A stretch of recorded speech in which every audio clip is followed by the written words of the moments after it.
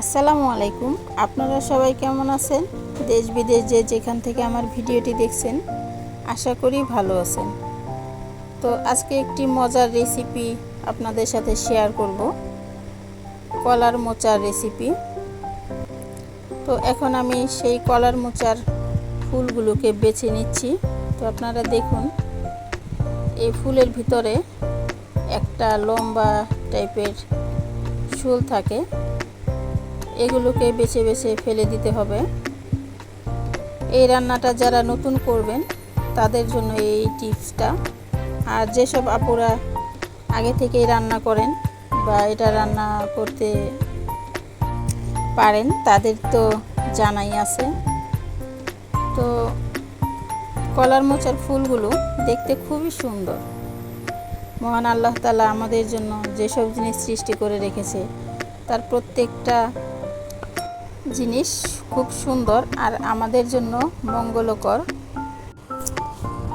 কলার মোচাগুলো সবগুলো বেছে নিয়ে ধুয়ে এখন সিদ্ধ করতে চুলায় তুলে দিলাম।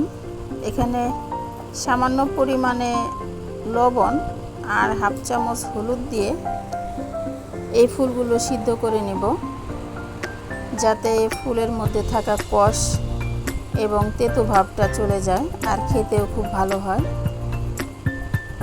তো এগুলো সিদ্ধ হয়ে গেছে, এখন আমি নামিয়ে একটু ঠান্ডা হলে পাটায় বেটে নেব।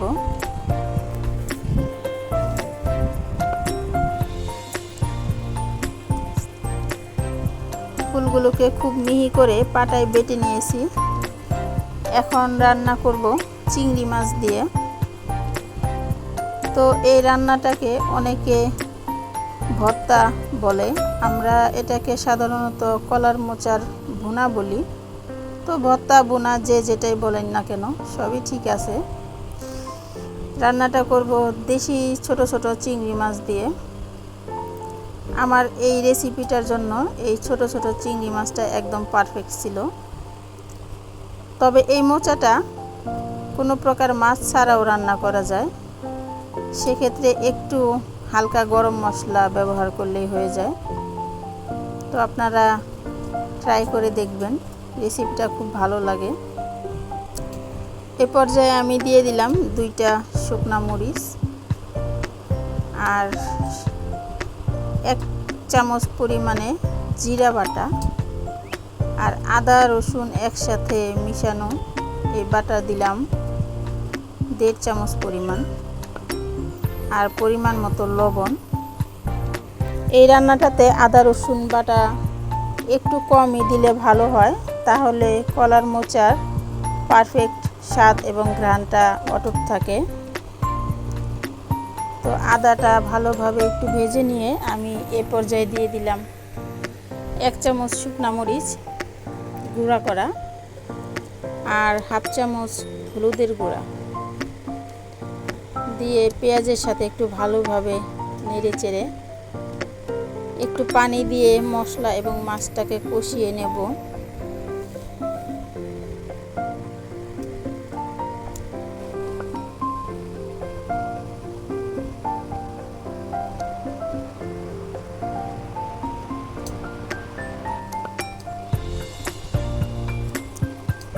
মশলাটা ভালো করে কষিয়ে নিয়ে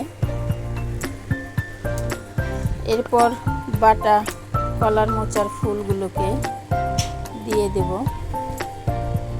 তো মশলাটা আমার কষানো হয়ে গিয়েছে, এখন বাটাগুলো দিয়ে দিই।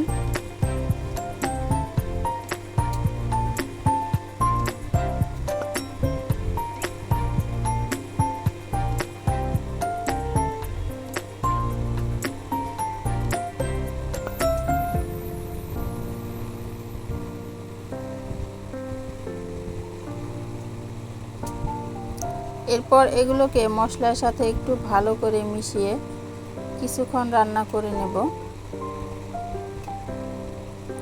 তো ভিডিওটি ভালো লাগলে একটা লাইক কমেন্ট শেয়ার করে দিবেন।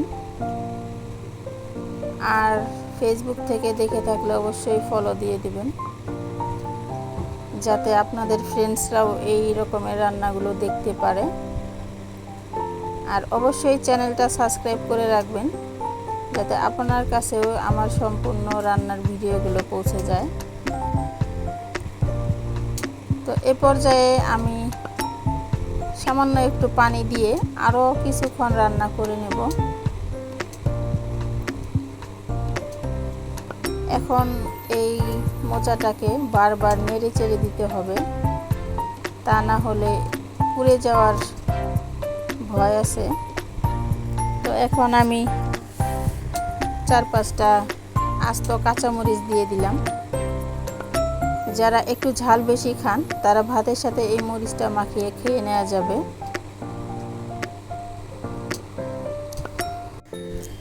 যারা কলার মোচা কখনো খাননি তারা অবশ্যই একটু কষ্ট হলেও একদিন রান্না করে খেয়ে দেখতে পারেন, অবশ্যই ভালো লাগবে। আমার কাছে তো এই রেসিপিটা থাকলে মাছ মাংস আর কিছুরই প্রয়োজন হয় না। আর কলার মোচার পুষ্টিগুণ সম্পর্কে আমাদের কম বেশি সবারই জানা আছে যে এটা আমাদের শরীরের জন্য অনেক ভালো। তো আমার রান্নাটা হয়ে গিয়েছে, আর সামান্য কিছু সময় এটাকে একটু ভালো করে নেড়ে চেড়ে নিলাম। তো এটা দেখতে ভর্তার মতো হয়েছে, আবার ভুনার মতো হয়েছে, যে যেটা বলা যায়। তো এখন মোচাটা আমি তুলে নিব।